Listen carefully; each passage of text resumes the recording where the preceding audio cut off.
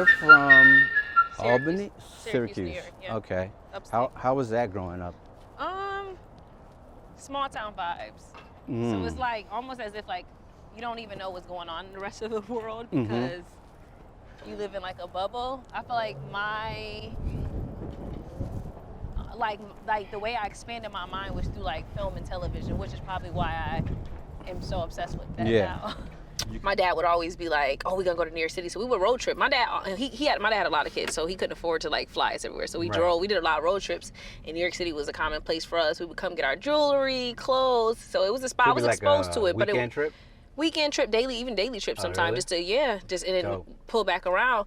But I think though coming from the way my dad would do, we would go into the boroughs. So I never really got exposed to like the Manhattan kind of side of things until I was a little older. And I remember, so you guys would go like Brooklyn, Queens. We go to Cookies in the Bronx and stuff like that. That was like a big deal in our family. And Cookies was the clothing store. Funny story about Cookies is my daughter did at like 5 or 6. She like was in the Cookies ad. Making it right really? here? Yeah, take it right here. Wow. Yeah, because I tried to get into modeling when she was a kid. That's a good to start. Yeah. Cookies is legend in the city, like, and it, to some people, maybe like not as much now, but growing up, that was a spot that you get your the shopping at. Hell yeah! Like so school supplies. And my dad, like I said, my dad had 5 kids at a younger age, and so to us that was like it. Like that was like road tripping with our dad was everything to us. So we would come down to the city. It wasn't until I was in like, I want to say maybe like college that I started to travel down back and forth, and I was really exposed to New York. College is what really changed the game. When I went to school and all the New Yorkers would come, New York City people would come up to upstate New York to go to college, it was like a culture shock for me because I never got to, like, I never experienced a lot of other cultures. Syracuse is like, it's either white or black. Black, well, Asian, a lot of Asians. So I went to school with so many Vietnamese people or like Cambodian or even Laos and stuff like that. So I wouldn't know that. I was really exposed to them. I went to school at very diverse schools with them and white, and maybe we had like Puerto Rican sprinkled in, but and some Africans, but I never was exposed to like a lot of other cultures until I got to college. And that was like a huge thing for me because I was like, wait, what is Dominican? Like I had a friend my whole life that I didn't know she was Dominican because she looked like me. And I didn't realize like, oh shit, like that's a thing. Travel experience. What'd you go to school for? So I went to school originally for hospitality because I watched a movie, I'm gonna take a left here, just like, Which movie got you? J-Lo, The Wedding Planner. I just seen that again. I just thought, like, what a fucking amazing job. What a cool job. And I just really wanted to be an event planner. I will say I don't care if you use your degree or not, there is nothing like the experience you get with going to a college. I will say, I will never... you lived on campus? Lived on campus at one point, lived off campus. I joined clubs, all types of things. I will say, like, for me, it was just so important. I watched it. Like I said, I watched shows like Sister, Laguna Beach, all these different shows that I was growing up on. Hell, The Real World, when they were like talking about stuff like that. It's Baldwin Hills, these shows were like depicting college in such a fun way. I'm like, freak, I just want to be a part of that. And so, and I wanted to join a sorority. It was so many things that I was like, nah, I'm doing it. Become part of a sorority? I didn't. And a lot of it was more logistics of the timing than it was me not actually. I went out for it a few times, but it was like, then they were suspended off of campus. Different things happened. And so, yeah, for me, it was a struggle. College was not an easy experience, but it was a great experience. And even though I'm not necessarily using my degree, I use my network from college. Now you want to be a journalist in a way? No, I am a host. I'm a journalist. I've been in this industry now for about 6 years. You're a reporter. You're delivering some type of, you're educating, you're giving some type of news, some type of, you've done research and you're giving it to people on camera. You're reporting something. Journalists can simply, you can be a journalist and be a host, but a journalist is traditionally writing. You're doing your research, you're citing your sources, and you're writing articles. You're not really going in front of the camera. You don't have to. But you can be a broadcast journalist where you are, you do on-camera work and all these things. But then there's also media personality. which is a whole difference here. There are people who simply, they just bring the personality on camera, not necessarily the journalistic background. Then there's, you know, the commentators. Commentator is someone who is like fairly informed about something, and you'll see that a lot in the sports world, where you see all these sports commentators. They might not have went to college for this, but they know the sport, and so they are commentating and they're bringing their perspective. Where do you fall into all I'm a host. For me, I have dabbled in journalism. I've wrote articles for the publication I used to work for. I've done listicles, which is just kind of like a fun like way of just like listing like top 10 of this, whatever. But it took me time to realize I am not a strong writer. It took me time to realize you are a strong personality and you're a strong host and you're an interviewer. Right. I love interviewing. I love talking to people through conversation, and that's my lane. And so I'm a reporter and host. Gotcha. Yeah. Did you see, did you follow the Tory Lanez case? I did. And did you see there was a girl? So I follow this guy, Academics. Yeah. But that's another thing too. The industry has changed so much, and I don't claim to have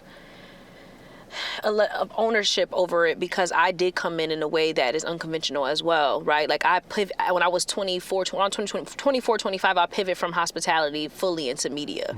I started off as a blogger, I was writing articles in my own blog, which then led me to working for my first publication.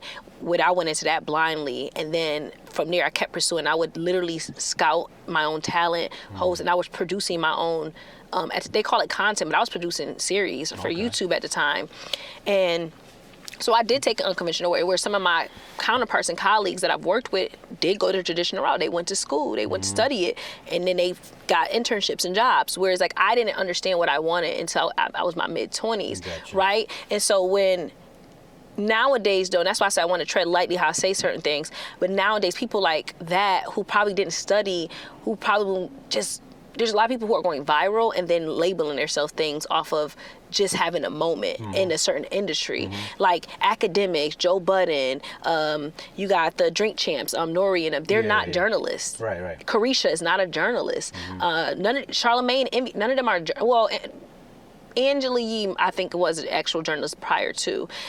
It's taken me years to figure out my true love is in film and television. Okay. It's taken me years to figure that out. And because you have to narrow it down. Like, I'm not into sports. I'm not into politics. I'm not into... No, it's the same way for me as a photographer. Filmmaker. It's like, now it's like, you got to start narrowing it down in the beginning so people know that, hey... Hire me for this. And then you could eventually branch 100%. Out. But not like... It doesn't work the other way around. But that takes a lot of soul searching too, right? Like, a lot of people don't realize, like, a lot of the work we're doing as quote unquote creatives of some sort, or, you know, in these very nuanced professions, it takes you literally figuring yourself out first. If you didn't come from a background like me, where I didn't have a strong family who kind of looked at the tools within me from as a kid and kind of like nurtured them. Instead, I was going into the world aimlessly, trying to figure myself out so much.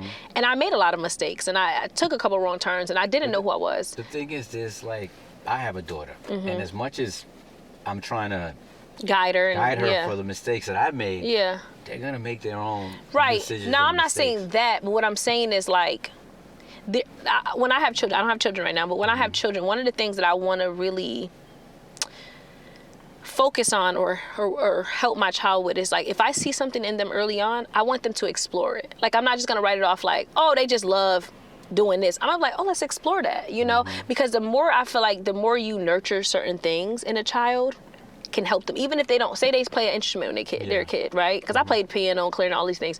But say you nurture it enough, and then they become an adult, and they're like maybe they're not playing it. But so then the thing is this, right? Because if you did all those things, obviously your parents are like supporting you, right?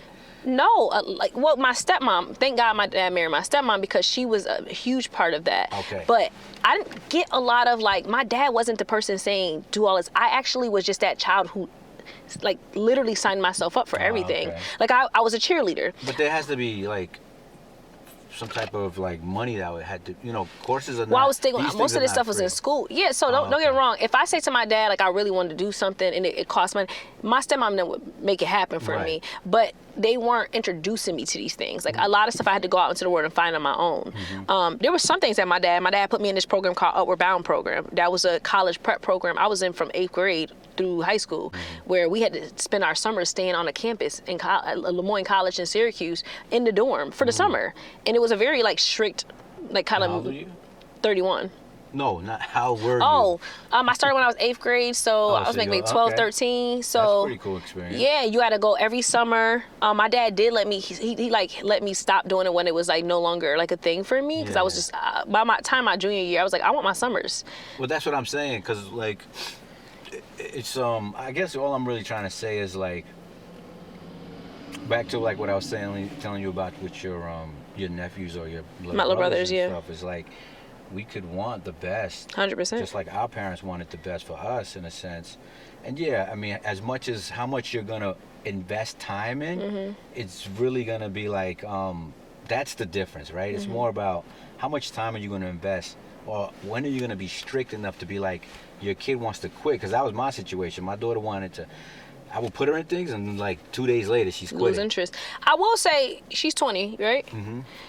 31, 20, that I will say we didn't have as many options before the digital space, because the millennials are the unique group of people who knew life pre-internet, and now they still know it. Like, we're heavily influenced by the internet now. Right. Studied people who are in the business, and I just kind of was like, that's how I did. I never came into it with a chip on my shoulder like, y'all owe me something. I was like, I need to earn my way into this industry because I can't afford to go back to school, but I have to use, like, this New York was like my school at that point. Like, New York City will be your playground. You will learn everything. You will go. I started finding my way into MTV studios to go to tape-ins of shows. I used to spend hours. Like, YouTube University is a real thing. I would study the way